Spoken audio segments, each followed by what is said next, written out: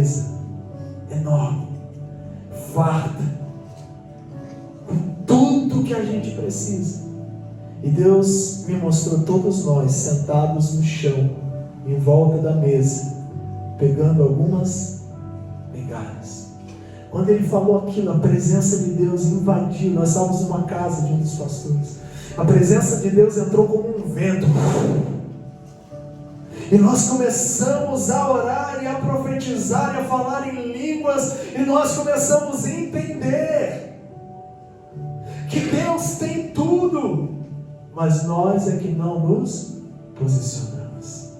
Nós não sentamos à mesa. Nós estamos correndo para lá e para cá, reclamando dos problemas. Nós estamos dividindo problemas com todo mundo, mas esquecemos de sentar à mesa com o Senhor do Universo, que tem solução para todas as coisas. Quero ouvir um amém?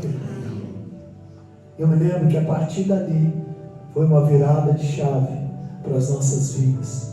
Você precisa entender que Deus tem grandes coisas para a sua vida. Não fique preso a uma experiência. Sabe, quando eu olho para esse grupo de pastores, um tem 20 anos de ministério, eu, por exemplo, tenho 19 anos de ministério pastoral, né? O outro tem 30. Quanta experiência, quanta história, quanto mover de Deus. E sabe o que Deus tem nos ensinado? A todos, desde o que tem mais tempo ao que tem menos tempo: vocês ainda não viram nada do que eu posso fazer. Fala para o teu irmão do teu lado: você não viu nada do que Deus pode fazer, né? Só que nós somos o fator limitador. A nossa incredulidade, o nosso olhar para o passado e dizer assim: ah, mas era tão bom lá, né? Nós somos o fator limitador. Quando nós não olhamos para Jesus, quando nós não olhamos para frente, quando nós deixamos de crer que há um Deus poderoso, que pode mudar histórias. Amém, queridos? Eu quero te desafiar a crer daqui para frente. Sabe, o profeta Isaías então tem essa experiência. Os umbrais das portas, como nós vemos, se moveram. Ele viu o trono de Deus. As vestes do Senhor invadiram aquele templo. A fumaça tomou conta. Os serafins adoravam a Deus, dizendo: Santo, Santo, Santo, cobrindo o seu rosto, como quem quer dizer: somente Ele é digno de ser visto. Toda honra e toda glória seja dada àquele que está sentado no trono. Amém, queridos? Então ele está ali vivendo isso. E agora o profeta que estava corrigindo as pessoas, estava dizendo: ai de vocês. No próximo versículo, versículo 5, o profeta vai dizer: então eu disse: ai de mim, estou perdido, porque sou homem de lábios impuros e habito no meio de um povo de lábios impuros. E os meus olhos viram o Rei, o Senhor dos exércitos. Sabe o que acontece, querido? Isaías viu o trono do próprio Deus. E diante do trono do próprio Deus, o ai mudou. O ai não era mais dos outros. Entenda que ele estava sendo usado por Deus. Quando eu digo isso, não dizer: não, Isaías estava errado. Não, ele estava cumprindo o seu propósito. Mandando, ele era apenas um mensageiro. Mas agora, diante dessa experiência, da visão do trono de Deus, da santidade de Deus, Isaías começa a dizer: ai de mim, eu vou morrer porque eu sou pecador. E ele começa a olhar para dentro dele e começa a ver os seus defeitos. Porque talvez diante dos homens Isaías estava num patamar de alguém santo. Diante dos homens talvez Isaías estava num patamar de grandeza, mas ninguém é grande diante de Deus. Quero ouvir um amém, querido? Ninguém é santo diante de Deus. E diante de Deus, nós, é igual quando você, deixa eu pegar um exemplo aqui. Quando você é rico e vai na casa de um milionário, você se sente pobre. Ou você é pobre e vai na casa de um rico, o que você se sente? Eu pensava que era pobre, mas sou mais pobre. Ou quando você visita uma pessoa muito pobrezinha, precisando de auxílio, e como já aconteceu muitas vezes, a gente sai chorando. Aí você fala assim: eu sou rico. Do que eu estou reclamando? Eu sou rico. Sabe, quando Isaías se vê diante de Deus, ele diz: eu sou miserável, eu sou pobre, eu não tenho nada, eu vou para o inferno, ai de mim, eu vou morrer. Nós precisamos entender que o que salva alguém são os ai de mim. Ai de mim é o caminho para a mudança. Ai de mim é o caminho para a santificação. Ai de mim é o caminho de alguém que reconhece: eu não sou bom. Porque muitas vezes, por nós melhorarmos um pouquinho, nos achamos melhores que os outros. E nós somos exatamente iguais. O que Isaías diz? Ai de mim, estou perdido, porque eu sou um homem de lábios impuros. Então aqui ele está reconhecendo os seus erros. E ele está dizendo: eu sou igual ao povo que eu corrijo. Eu habito no meio de um povo impuro, e eu também sou impuro de lábio. Então agora o crivo de Isaías mudou. Agora não é apenas ai de você, ele diz ai de mim. Agora ai de mim é reconhecer suas falhas. Ai de mim é o caminho para a salvação. Ai de mim é o caminho que nós precisamos ter. Lá no livro de Isaías, capítulo 64, versículo 6, Isaías diz que a nossa santidade diante da santidade de Deus é como trapo de imundícia. Isaías vai falar isso lá no capítulo 64, mas aqui ele viu isso, porque talvez ele pensou: não, eu estou bom demais, né? Eu tenho um chamado, eu sou bom, esse povo não presta, mas eu sou bom. Talvez, mas agora ele está dizendo: eu sou igual ao povo, eu também preciso me arrepender. Sabe, o caminho para a santificação é a humildade. O caminho para a santificação é o reconhecer. Lá em 1 Coríntios 11:31, Paulo vai dizer que se nós julgássemos a nós mesmos, nós não seríamos julgados. Se nós julgássemos a nós mesmos, não seríamos julgados, mas quando somos julgados, somos repreendidos pelo Senhor. Ou seja, aqui Isaías, ele está se entregando à repreensão. Ele está dizendo: ai de mim, eu não tenho condição de estar diante da sua santidade. Ele está reconhecendo. Sabe, queridos, quanto mais perto de Deus, mais pecador você entende que é. As pessoas pensam que é o contrário, né? Não, fulano, né? Se você vê alguém dizendo assim: não, eu estou perto de Deus, vocês são tudo pecador, eu sou santo, queridos, é mentira. Porque quem está perto de Deus está dizendo: ai de mim. Quem está perto de Deus está dizendo: misericórdia, Senhor. Quem está perto de Deus pode até estar subindo aqui, mas está dizendo: Senhor, tem misericórdia de mim, porque eu não sou digno de pisar na tua presença, eu não sou digno de pisar no seu altar, eu não sou digno nem mesmo de falar do teu nome. Quanto mais perto de Deus, mais ai de mim eu digo. Me corrige, mas o Espírito Santo me esquadrinha os pensamentos, os sentimentos, e sempre eu encontro algo que eu preciso dizer: ai de mim.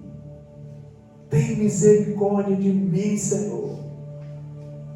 Sabe, lidar com as coisas de Deus, a gente tem que dizer ai de mim o tempo todo. Lidar com os utensílios sagrados, lidar com as ovelhas do Senhor, lidar com a obra de Deus, com o altar. A gente tem que o tempo todo estar dizendo: Senhor, ai de mim, eu não sou digno. Mas sabe qual é a boa notícia? Deus não chama pessoas perfeitas. Deus não chama pessoas irretocáveis, mas Ele aperfeiçoa aqueles que Ele chama. Quero ouvir um amém, igreja? Amém. Ele aperfeiçoa aqueles que Ele chama, que Ele comissiona. Então aqui Isaías estava em pleno exercício do chamado, Deus era com ele, mas agora Deus diz para Isaías, Deus não diz nada ali, mas a presença de Deus estava dizendo para Isaías: ei, chegou a hora de subir o nível, chegou a hora de tirar as sandálias dos seus pés, chegou a hora de ir para um patamar mais alto, de santificação, de busca, de entrega, de renúncia, de reconhecimento. Você quer andar com Deus? Quanto mais perto, maior a renúncia. Quanto mais perto. Você quer Deus na tua casa, você quer Deus no teu trabalho, você quer Deus no teu coração. Mas onde está o ai de mim? Aonde está a santificação? Sabe, queridos, nós precisamos querer andar com Deus, sim. Olha só, o versículo 6. Então um dos serafins voou para mim, trazendo na mão uma brasa viva, que havia tirado do altar com uma pinça.